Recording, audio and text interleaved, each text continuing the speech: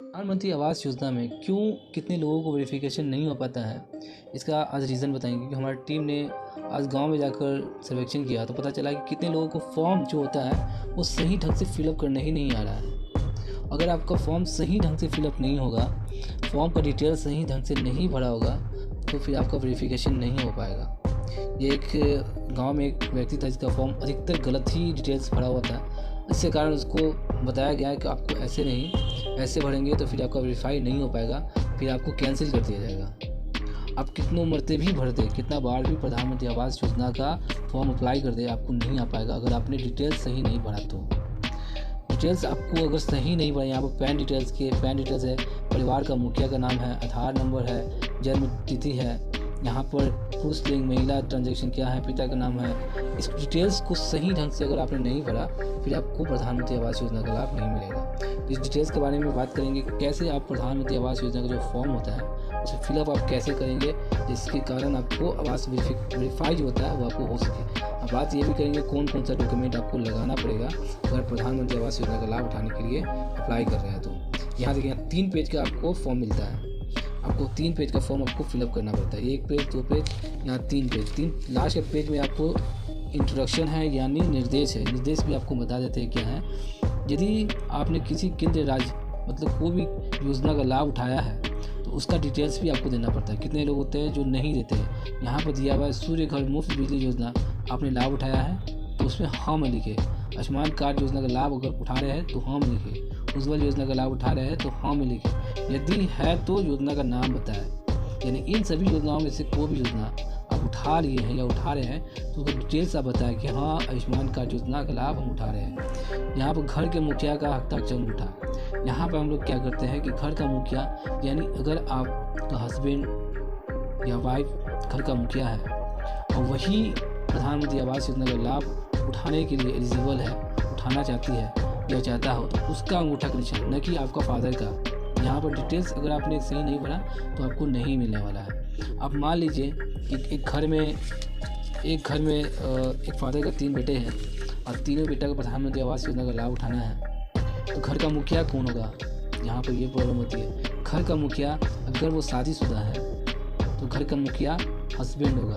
यानी आपको डिटेल्स में बताया जाए, फादर नहीं होगा, उसका हस्बैंड होगा।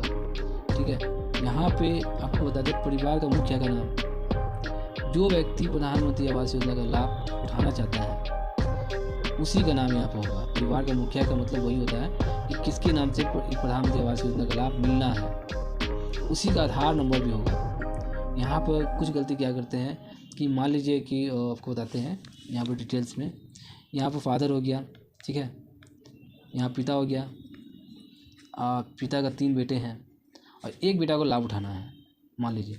तो यहाँ पर जिस बेटा को लाभ उठाना है उस बेटा का नाम होगा, ठीक है, उस बेटा का ही आधार कार्ड नंबर होगा, न कि उसका पिता का। परिवार का मुखिया उसका बेटा ही है, न कि पिता है। ठीक है, यहाँ पैन कार्ड जो एलिजिबल है प्रधानमंत्री आवास योजना लाभ उठाने के लिए उसी का पैन कार्ड होगा। ठीक है, डेट ऑफ बर्थ भी उसी का होगा। यहाँ पर क्या है, यहाँ पर पुरुष है कि महिला है उसका डिटेल्स आपको यहाँ पर देना होगा। यस या नो में आप यहाँ क्लिक कर देते, यहाँ पर क्लिक भी कर सकते हैं, यहाँ पर आप लिख भी सकते हैं। अब यहाँ पे है पिता का नाम, अब यहाँ पे आप अपना पिता का नाम लिख सकते हैं। फिर यहाँ पे है पिता का आधार नंबर, यहाँ पर आपको अपना पिता का आधार नंबर देना होगा। यहाँ पर आपको अपना माता का आधार नंबर देना होगा। अब यहाँ पर मेन प्रॉब्लम यहीं पर हो जाता है, यहाँ पर अपना परिवार का मुखिया में क्या करते हैं, अपना पिता का नाम देते हैं, यहाँ पर आपको वेरीफाई हो ही नहीं पाएगा। ठीक है, फिर यहाँ पर क्या होता है, अपना माता का आधार नंबर अगर है तो दीजिए, नहीं तो कोई बात नहीं है। रोजगार की स्थिति या रोजगार क्या है आपका, यहाँ पर रोजगार अगर मजदूर है तो आप मजदूर लिख लीजिए, या अगर छोटा मोटा आपको शॉप है तो वहाँ पर वो शॉप लिख दीजिए। यहाँ पर शैक्षणिक योग्यता, यानी आप पढ़ाई लिखाई आपका एजुकेशन क्या है उसका डिटेल्स भी आपको देना पड़ता है। यानी अगर आप क्या है, मैट्रिक किए हुए हैं या अशिक्षित है या फिर ग्रेजुएशन किए हुए या डॉक्टर है, क्या है उसका डिटेल्स आपको यहाँ पर देना पड़ता है। ठीक है, वो भी आपको प्रॉपर देना होगा। अगर आपने गलत दिया फिर आपको रिफाइन नहीं हो पाएगा। पारिवारिक सैनिक EWS या LIG 2 या MIG 3, यहाँ पे आपको हम लास्ट में बताते हैं इसमें क्या भरना है, कि इसका डिटेल्स हमको बताना होगा तभी आप समझ पाएंगे। फिर यहाँ पे आता है 14 नंबर में, क्या परिवार के पास भारत में कहीं भी पक्का मकान है। अगर आपके पास कहीं भी पक्का मकान है तो हाँ या नो में आपको देना होगा।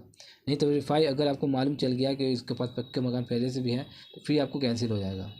यहाँ पर कोशिश करें कि नहीं है तो नो पे आपको नहीं पे मार देना है। यहाँ पर औसत वार्षिक पारिवारिक आय क्या है, यहाँ पे आपको डिटेल्स में क्या देना होगा, यानी औसत वार्षिक पारिवारिक आय यानी आपको सालाना इनकम क्या है। अगर सालाना इनकम आपका 2 लाख प्लस है तो आपको आवास योजना का लाभ नहीं मिलेगा। कम से कम आपको 90,000 से लेकर 1,10,000 तक सालाना इनकम आपको होना चाहिए, तभी आपको प्रधानमंत्री आवास योजना का लाभ मिलेगा। यहाँ पर आपको डिटेल्स देना होगा। यहाँ पे आपको हो गया आप कौन सा धर्म कौन सा है, हिंदू है, मुस्लिम है, ईसाई है, सिख है, जैन है, बौद्ध है, पारसी अन्य क्या है, आप यहाँ पर आपको क्लिक करना होगा। यहाँ पे हो गया वैवाहिक स्थिति, या अगर आप अनमैरिड है तो अनमैरिड मार दीजिए, अगर शादीशुदा है तो शादीशुदा मार दीजिए। ठीक है, यहाँ पे ये भी आप देखिए, यहाँ पे विधवा भी है, एक एकल महिला भी है, यानी एक महिला को भी मिल सकता है, एक विधवा को भी मिल सकता है, अविवाहित को भी मिल सकता है, विवाहित को भी मिल सकता है। अगर आप अनमैरिड है फिर भी आपको आवास योजना का लाभ मिलेगा। ठीक है, यहाँ पे विशेष फोकस समूह, यहाँ पर के जो डिटेल्स हैं यहाँ पर आपको सही ढंग से आपको भरना होगा। देखिए यहाँ पर क्या दे रहा है, पीएम विश्वकर्मा योजना के तहत कारीगर 5, आंगनबाड़ी कार्यकर्ता 6 अन्य। यहाँ पे आपको क्या करना है कि अगर आप इन योजनाओं पीएम विश्वकर्मा योजना का लाभ उठा रहे हैं तो उसका डिटेल्स आपको देना होगा, नहीं उठा रहे हैं तो नहीं देना होगा। ठीक है, उसके बाद इसी तरह इसको भरने में काफ़ी समय लगेगा। नेक्स्ट वीडियो में बात करेंगे कैसे आप अच्छी तरीके से भर सकते हैं। 3 पेज का ये फॉर्म होता है, इसको अगर आपने सही डिटेल्स के साथ में नहीं भरा फिर आपको नहीं मिलेगा।